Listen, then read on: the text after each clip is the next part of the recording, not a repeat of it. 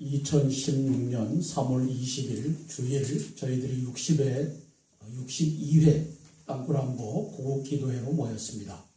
상임 고문으로 계신 서진경 목사님 나오셔서 말씀 증거해 주시겠습니다. 성경 말씀은 사무엘하 18장 14절에서 15절 말씀입니다. 사무엘하 우리 함께 봉독하겠습니다. 요압이 이르되 나는 너와 같이 지체할 수 없다 하고 손에 작은 창 셋을 가지고 가서 상수리 나무 가운데서 아직 살아있는 압살롬의 심장을 찢으니 요압의 무기를 든 청년 10명이 압살롬을 에워싸고 쳐 죽이니라. 반갑습니다. 여러분 모두 주님을 위하여 대한민국을 땅굴로부터 건져나기 위하여 생명을 걸고 함께 기도하시는 여러분 모두를 존경하고 사랑합니다. 오늘 본문 말씀은 여러분들이 잘 아는 말씀입니다. 오늘 본문 말씀을 통하여 세 가지를 생각하면서 오늘 이 시대에 주시는 영적 교훈이 무엇인가 오늘 말씀을 생각해 보려고 합니다.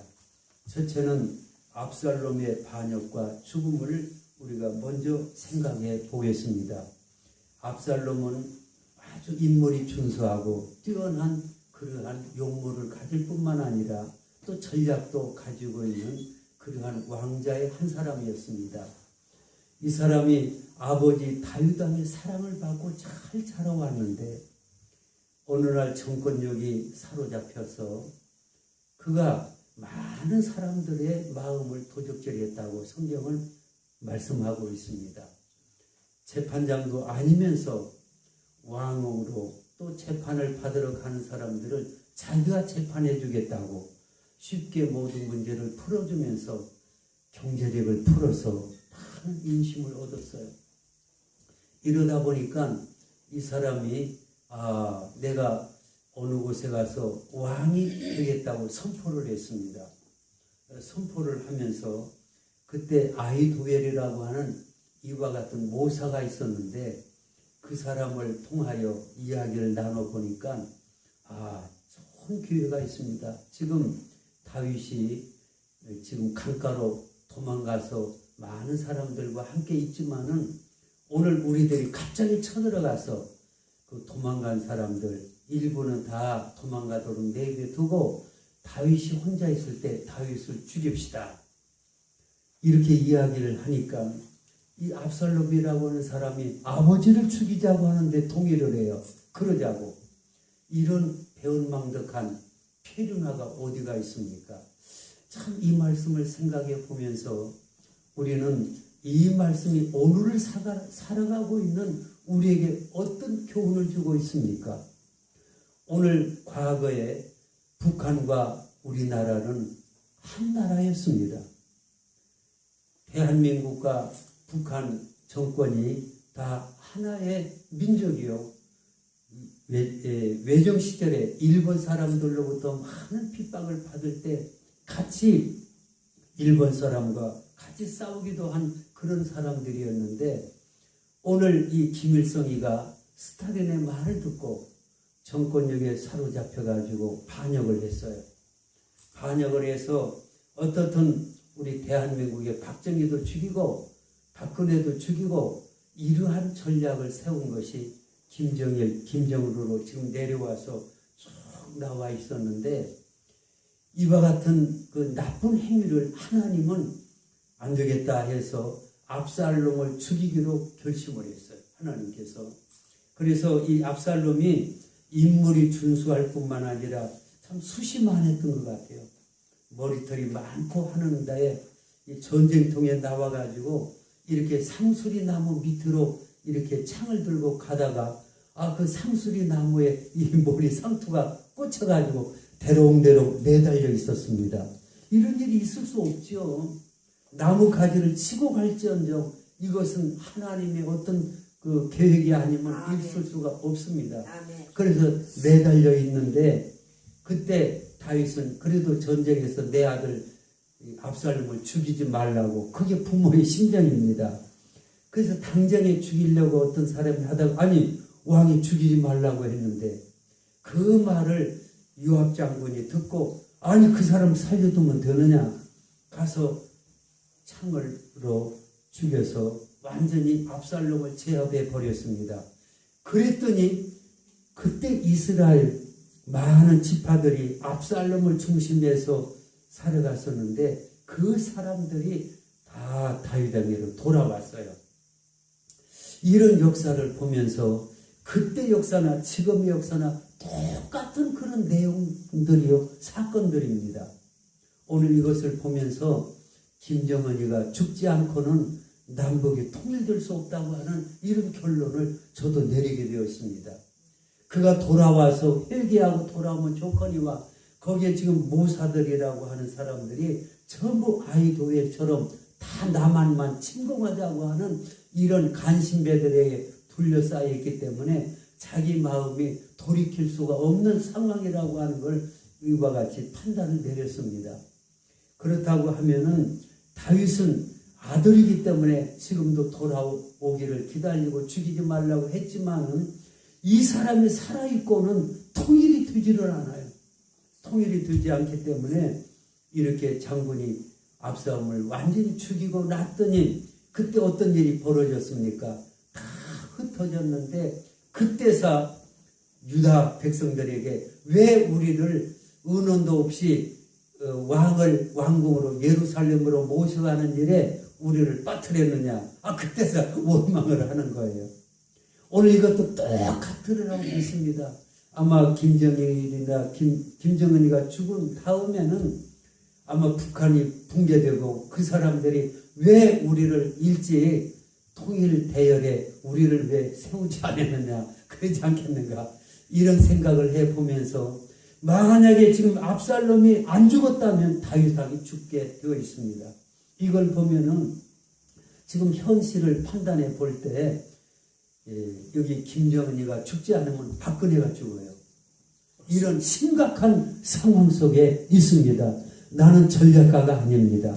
나는 목회자의 한 사람으로서 목회에만 충실해 왔는데 오늘도 성경에 보면 전략을 세우라는 말씀도 있기 때문에 이 말씀을 전략가들과 의논해 본 결과는 박근혜가 먼저 죽든지 그런 압살롬이 죽든지 하는 것처럼 김정은이가 죽든지 이래야 되는데 이미 하나님의 눈에 오늘 김정은이 눈 밖에 났어요.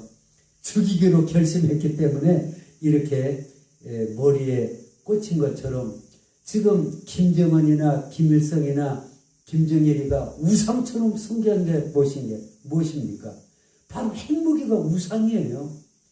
이 핵무기 하나만 가지면 남한을 패배시키고 통일시킨다고 하는 망상에 사로잡혀가지고 300만 400만 굶어 죽이면서라도 이 일을 지금 60년 동안 개발해온 것이 아닙니까? 이거 하나의 참 잘못된 핵무기가 그 김정일이나 김일성이나 김정일은 우상이에요. 하나님은 우상을 싫어하지 않습니까? 오늘 이와 같은 반역하는 압살롬을 하나님이 죽이기로 결심하셨기 때문에 상수리나무에 매달리도록 했고 요압 장군이 다 죽여버렸는데 이것이 반드시 나는 여기 핵무기가 우상이었기 때문에 핵무기와 함께 망하리라고 믿어요. 왜? 아멘. 오늘 남을 빠뜨리기 위해서 우물을 파놓으면 자기가 먼저 빠진다고 합니다. 아멘. 함정을 파게 되면 자기가 먼저 함정에 빠진다는 그러한 잠언서의 말씀이 있습니다. 그렇기 때문에 오늘 이와 같은 아버지의 심정으로는 막상 압살롬이 죽었을 때 눈물을 흘리기도 했지만은 모든 백성들이 아니 그러면 우리가 가서 우리 장군들이 가서 죽고 압살롬이 살았으면 왕은 그러면 시원하겠습니까? 그 말을 솔직하게 했어요. 그랬더니 참 그렇네. 그때 눈물을 그치고 만약에 압살롬이 죽지 않고 우리가 죽는 것을 바라고 그렇게 끝까지 슬퍼하고 눈물 흘리면 우리 다 떠나겠습니다. 그 이야기에 쇼크를 받았어요. 국민 없는 대통령 무슨 의미가 있습니까? 성도 없는 목회자 무슨 의미가 있습니까? 그렇잖아요. 그런 것처럼 오늘 박근혜 대통령도 역시 국민들의 마음에 다 떠나버리면 무슨 의미가 있겠어요? 그렇기 때문에 오늘 진정한 박근혜 대통령을 위하고 기도해 주는 자가 있다고 하는 것이 박근혜 대통령이 꼭 알았으면 좋겠습니다. 오늘 공군 소장으로서 생명을 걸고 지금까지도 2, 3년 동안 눈물을 흘리며 기도하는 이것은 정말 애국 충정에서 나온 중심이라고 하는 걸 알고 저도 참여하여 이와 같이 부르짖고 있는데, 만약에 박정희 대통령은 땅굴을 찾으라고 이종창 신부님에게 말씀하셔서 육군 대령이라 가서 다 땅굴 찾고 이런 일을 했더라고요. 내가 그 신부님 책을 읽어보니까. 그럼 박근혜 대통령이 박정희 대통령의 따님 아닙니까? 아버지가 땅굴을 찾으라고 했으면 따님도 아버지의 유언을 받들어서 찾으라고 풍수명령을 내려야죠. 그렇지 않습니까? 그런데 땅굴이 있는데도 불구하고 지금 땅굴이 없다고 속이는 그 모든 한민구 국방부 장관, 또 김관진, 지금 그분이 뭐지요? 김관진 안보실장. 안보실장. 왜 그런 분들 말만 듣습니까? 그분들은 김대중 때, 또 노무현 때, 그때 다 장관들을 지낸 사람들 아닙니까? 군인들로 장성 지낸. 다 김대중이가 땅굴 없다고 하라. 다 북한의 지령을 받고 이렇게 했고, 오늘 유튜브에 보세요. 아마 박근혜 대통령 유튜브를 참 보시리라고 생각을 하는데, 보면은 완전히 김대중은 김일성의 아주 그 부하였어요. 간첩 부하로서 내가 대통령 시키려고 하는데 왜 나한테 황정일 선생님 말 들으니까 어느 날 그 김일성을 만났더니 알았습니다. 아무튼 유튜브를 잘 살펴보시고, 오늘 그 대통령은 국제 정세나 한국 정세나 민심도 다 파악을 해서 오늘 모두가 존경받는 그러한 대통령이 되기를 간곡히 부탁을 드립니다. 그리고 한민구 장관이나 또 김관진 이러한 분, 나는 얼굴도 모르고 개인적으로 만난 적도 없고 아무 간정도 없습니다. 그러나 나라의 안보를 책임진 장관들이기 때문에 우리가 경고하고 이렇게 하면 안 된다고 말하는 것을 회개하고 돌아오기를 바라는 것이고, 만약 끝까지 돌아오지 않는다면 형법에 의해서 처단이 된다고 하는 사실은 여러분들이 그 법을 더 잘 알고 있지 않습니까? 한성주 장군의 그 애절한 그 충고를 잘 받아들이셔서 남북이 통일되고, 북한 모든 분들이 이제 김정일이가 죽고 나면 다 이제 우리 남한으로 박근혜 대통령 밑으로 다 들어오고 통일이 되어서 북한도 살고 남한도 살고 통일한국이 되어서 자랑스러운 대한국을 만들어 주시리라고 믿습니다. 감사합니다. 아버지 하나님, 오늘 압살롬의 죽음과 통일에 대한 비전을 잠깐 말씀을 나누었습니다. 하나님께서 섭리하시는 이 모든 것을 주님께서 깊이 말씀하신 말씀을 우리는 준수하고 따르려고 합니다.